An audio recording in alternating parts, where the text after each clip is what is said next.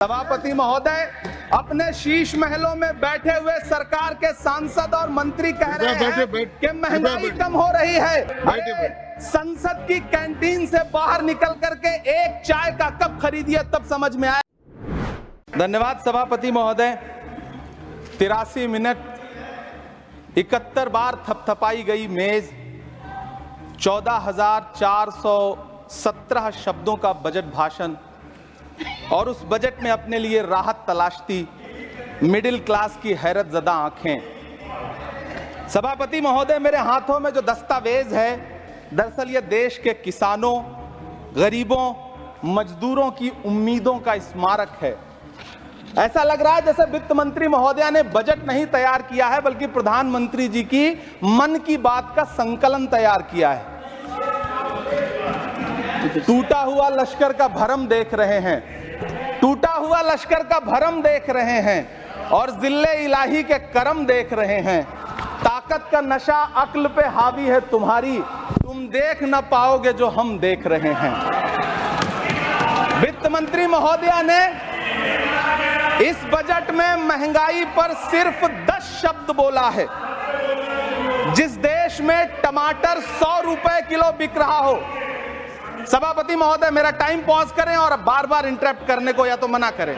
हाँ बोले, कृपया बोले। सभापति महोदय, वित्त मंत्री महोदया ने इस बजट में महंगाई पर सिर्फ 10 शब्द बोले हैं। जिस देश में टमाटर 100 रुपए किलो बिक रहा हो, उस देश की वित्त मंत्री के पास बजट में महंगाई पर बोलने के लिए सिर्फ 10 शब्द है। डीजल, पेट्रोल, आटा, चावल, दाल, सब्जी की महंगाई का तो कोई जिक्र ही नहीं। सावन चल रहा है तो प्याज और लहसुन का दाम पूछना तो शायद पाप होगा। मैंने तो यह भी सुना है कि वित्त मंत्री जी जो चीज खुद नहीं खाती हैं, उसके दाम से उनका कोई लेना देना नहीं होता। लेकिन इस बार बजट पेश करने के लिए पार्लियामेंट आने से पहले वित्त मंत्री जी ने दही और चीनी खाई थी। अब तो उनसे यह पूछा जा ही सकता है कि उन्हें दही, दूध और चीनी का रेट तो इन दिनों पता ही होगा। क्या उसे सस्ता करवाएंगी या नहीं सस्ता करवाएंगी? अगर पता है तो कृपया सस्ता करवाइए, क्योंकि इसी चीनी ने अमेठी में एक मंत्री महोदया का राजनीतिक कैरियर कड़वा कर दिया। सभापति महोदय, अपने शीश महलों में बैठे हुए सरकार के सांसद और मंत्री कह रहे हैं कि महंगाई कम हो रही है। संसद की कैंटीन से बाहर निकल करके एक चाय का कप खरीदिए तब समझ में आएगा कि महंगाई कम हो रही है या बढ़ रही है। किसी एक दिन अपनी किसी मजदूर की तरह अपनी दिन भर की दिहाड़ी लेकर के बाजार जाइए और अपने बच्चों के लिए राशन खरीदिए, तब पता चलेगा कि महंगाई कम हो रही है या नहीं हो रही है। यहां बैठ करके बड़ी बड़ी बातें करना आसान है। ये चूनर धानी भूल जाते, ये पुरवा की रवानी भूल जाते, जो आकर 4 दिन गांव में रहते तो सारी लंतरानी भूल जाते। सभापति महोदय, इलेक्टोरल बॉन्ड खरीदने के नाम छुपाने वाली सरकार, इलेक्टोरल बॉन्ड खरीदने वालों के नाम छुपाने वाली सरकार इन दिनों आम के ठेला लगाने वालों के नाम जानना चाहती है। मुझे तो होटलों, ढाबों या आम के ठेलों पर नेम प्लेट लगवाने वालों से पूछना है कि कभी खून की बोतल पर देखा है किसी का नाम लिखा हुआ? मुझे पूछना है कि क्या कोरोना के दौरान अपनी उखड़ती हुई सांसों के लिए ऑक्सीजन तलाशने वाले किसी इंसान ने ऑक्सीजन लाने वाले किसी इंसान से पूछा था कि ऑक्सीजन लाने वाला इंसान हिंदू है या मुसलमान है? मुझे पूछना है कि लावारिस लाशों के लिए कोरोना में कांधा देने वाले, चिताओं के लिए लकड़ियां सजाने वाले किसी इंसान से पूछा गया था उसका नाम, उसका मजहब? लेकिन इन दिनों पूछा जा रहा है। सभापति महोदय, अफसोस देश के प्रधानमंत्री जी ने कभी न टूटने वाली चुप्पी ओढ़ ली है। सभापति महोदय, जनता ने 63 सीटें कम क्या कर दी? ये सरकार तो अमृतकाल का नाम लेना ही भूल गई। ये भूल गई है अमृतकाल को, ये भूल गई है मनरेगा को, ये भूल गई है मौलाना आजाद नेशनल फेलोशिप को, ये भूल गई है मणिपुर को, ये भूल गई है महाराष्ट्र को। मुझे गर्व है कि मैं राज्यसभा में महाराष्ट्र का प्रतिनिधित्व करता हूं। महाराष्ट्र जो देश की आर्थिक राजधानी है, जो टोटल कॉर्पोरेट टैक्स का 40% इनकम टैक्स का 32% और जीएसटी का 20% इस देश को देता है, उस महाराष्ट्र के लिए इस बजट में एक शब्द नहीं है। आप बैठ जाए। सभापति महोदय, आखिर महाराष्ट्र से किस बात का बदला लिया जा रहा है? महाराष्ट्र में लोकसभा चुनाव में बाबा साहब अम्बेडकर के संविधान को बचाने के लिए वोट क्या कर दिया? प्रधानमंत्री जी तो महाराष्ट्र से बदला लेने पर उतर आए। अब तो शायद उन्हें याद भी ना हो यवतमाल का वो दाभड़ी गांव जहां 20 मार्च 2014 को वो किसानों के साथ चाय पर चर्चा करने गए थे और उनकी किस्मत बदलने के सपने दिखाए थे।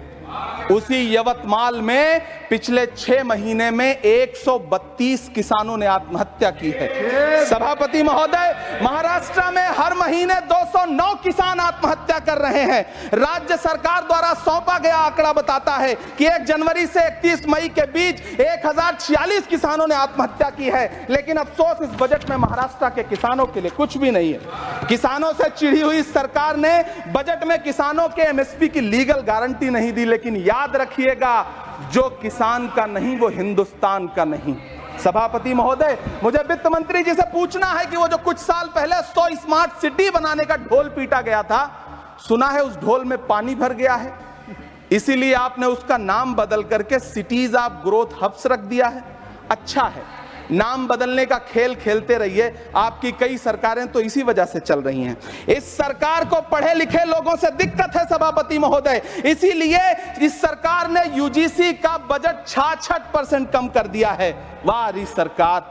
सभापति महोदय, मैं वित्त मंत्री जी के संज्ञान में लाना चाहता हूं कि किशनगंज में एएमयू सेंटर के पास 224 एकड़ जमीन है। यूपीए सरकार ने सोनिया गांधी जी की अगुवाई में 136 करोड़ रुपए एएमयू किशनगंज सेंटर के लिए सेक्शन किए थे। लेकिन आपकी सरकार ने पिछले 10 साल में उस 136 करोड़ में से सिर्फ 10 करोड़ रुपया रिलीज किया है। 1.5 करोड़ की आबादी वाला सीमांचल बेहतर शिक्षा के लिए उस सेंटर की बाट जोह रहा है। मेरा आपसे सवाल है कि इस सेंटर का बाकी पैसा आप कब रिलीज करेंगे? मुझे उम्मीद है वित्त मंत्री महोदया जवाब जरूर देंगी। सीमांचल उसी बिहार में आता है जिसकी बैसाखी के सहारे आपकी सरकार चल रही है। वहां के लोगों को एम्स की जरूरत है। महानंदा और कोसी से होने वाली बाढ़ की तबाही को रोकने के लिए बांध बनाइए, सीमांचल के साथ सौतेला व्यवहार बंद करिए। इकोनॉमिक कॉरिडोर बनाने से किसी राज्य का विकास नहीं होगा, विकास होगा स्वास्थ्य और शिक्षा के बुनियादी मुद्दों के लिए बजट देने पर। सभापति महोदय, एक तरफ तो इस बजट में पीएम आवास योजना के तहत 3 करोड़ अतिरिक्त मकान देने की घोषणा है और दूसरी तरफ लखनऊ के अकबर नगर में 1280 वो मकान हैं जिन्हें रिवर फ्रंट बनाने के नाम पे बुलडोजर से जमींदोज कर दिया गया। सभापति महोदय, लोग चीखते रहे, बच्चे बिलखते रहे, वसुधैव कुटुंबकम का नारा लगाने वाली सरकार इंसानों के घरौंदे उजाड़ कर जश्न मना रही है। सभापति महोदय, मेरा बहुत भावुकता के साथ देश के प्रधानमंत्री से सवाल है कि इन उजड़ते हुए मकानों और बेघर होते हुए घरों को देख करके आपको नींद कैसे आती है, आप सो कैसे पाते हैं? मेरा सवाल है इस देश के प्रधानमंत्री से, या तो लोगों के घरौंदे उजाड़ना बंद करिए या फिर करोड़ों मकान बनाने की झूठी घोषणाएं करना बंद करिए। यह बजट झूठ का पुलिंदा है। यह बजट आपके पिछले साल के बजट का कट कॉपी पेस्ट है। यह बजट हमारे चुनावी घोषणा पत्र की नकल करने की एक बेईमान कोशिश है। लेकिन कहावत है ना कि नकल के लिए भी अकल चाहिए। मेरे हाथ में एक तरफ न्याय पत्र है जो हमारा है और दूसरी तरफ अन्याय पत्र है जो आपका है। इस सरकार को आलोचना सुनने की आदत नहीं है सभापति महोदय। जब आप इनसे सवाल पूछिए कृपया शांत रहिए। आप बताइए 70 साल में आपने क्या किया है? मैं तो इस सदन में कहना चाहता हूं सभापति महोदय कि हमसे 70 साल का हिसाब मांगने वालों, जो सरकार अपना चलाया हुआ 2000 का नोट 7 साल नहीं चला सकी, वो हमसे 70 साल का हिसाब मांगती है। सभापति महोदय, मैं अंत में आपसे यह कहना चाहता हूं, यह बजट बैसाखी पर टिकी हुई सरकार का कुर्सी बचाओ बजट है। इस बजट में राज्यों के साथ, किसानों के साथ, नौजवानों के साथ, महिलाओं के साथ, देश के मिडिल क्लास के साथ अन्याय किया गया है और इस अन्याय का खामियाजा आपको महाराष्ट्र, हरियाणा और झारखंड के चुनाव में भुगतना पड़ेगा। सभापति महोदय, इस सरकार ने नोटबंदी लगाकर देश की आम जनता की पूंजी कृपया छीन ली। बैठे बैठे नहीं बोले, गब्बर सिंह कृपया। टैक्स लगा करके छोटे व्यापारियों के कारोबार छीन लिए, पेपर लीक करवा करके युवाओं की आंखों से नौकरी के सपने छीन लिए, अग्निवीर लाकर देश के जवानों की उम्मीदें छीन ली, बुलडोजर लगाकर लोगों के आशियाने छीन लिए, महंगाई लाकर देश की जनता की थाली से निवाले छीन लिए और नारा लगाया कि हम तो सेवक हैं, 18-18 घंटे काम करते हैं। इन्हीं लोगों के लिए किसी ने शेर कहा है कि जो सच और झूठ में दूरी है वो दूरी समझते हैं, सियासी हाकिमों की हम भी मजबूरी समझते हैं, वो अपना हक समझते हैं निवाला छीन लेने को, डकैती को बहुत से लोग मजदूरी समझते हैं। हमें पता है कि कैसी मजदूरी की जा रही है। सभापति महोदय, मैं यहां खड़ा होकर के अंत में आपसे कहना चाहता हूं कि इस बजट में तमाम राज्यों के साथ अन्याय किया गया है, इस बजट में युवाओं के साथ अन्याय किया गया है, महिलाओं के साथ अन्याय किया गया है और खास तौर से महाराष्ट्र के लिए कुछ नहीं रखा गया है। महाराष्ट्र बाढ़ से जूझ रहा है, पानी बरसने से वहां 1500 से ज्यादा लोग मारे गए हैं। उस शहर को, उस राज्य को 4000 करोड़ के पैकेज की जरूरत है ताकि जो फसलें बर्बाद हुई हैं लोगों को राहत दी जा सकी।